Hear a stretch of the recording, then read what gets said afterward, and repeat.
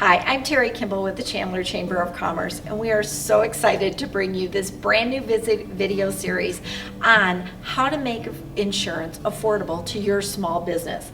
Today I have with me Shauna Brown, and she's with Affordable Insurance Done Right. And Shauna, thank you so much for joining me. Of course, my pleasure. So, tell me a little bit, explain to our viewers about the difference between insurance and health insurance and supplemental insurance. Yes. So insurance itself is designed to pay the hospitals and the doctors and the medical bills. Supplement insurance can be used to fill that gap.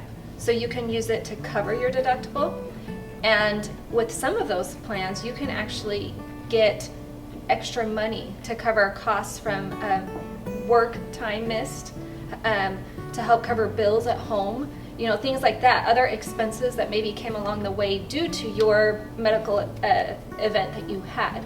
So a supplement insurance is a great pairing to your health insurance so that you can cover that gap in coverage, so that it reduces your out-of-pocket costs. So, but people will still have to have health insurance because supplemental insurance only will not cover it, correct? That is correct. So how can businesses deal with high deductibles?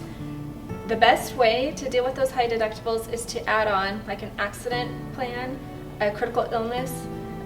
There's hospital indemnity plans, there's gap plans. They all have different purposes, and depending upon your goals and what you would want to achieve, I would definitely recommend getting with an agent and discussing your options. Talk to me a little bit, critical illness. What would that type of plan be? Okay.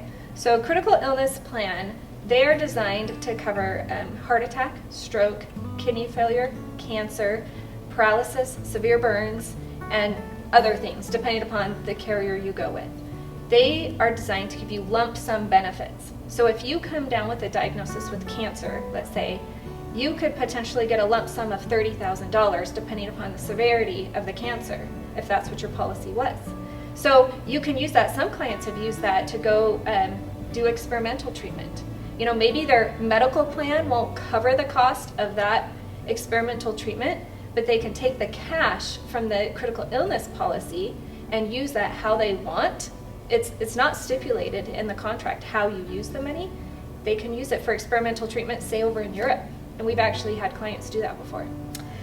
You talked about hospital indemnity plans. What is a hospital indemnity plan? Good question. So a hospital indemnity plan is designed to pay a set benefit for services rendered. So let's say you go into the hospital. There could be, just by getting admitted to the hospital, you could get $2,000 on your policy.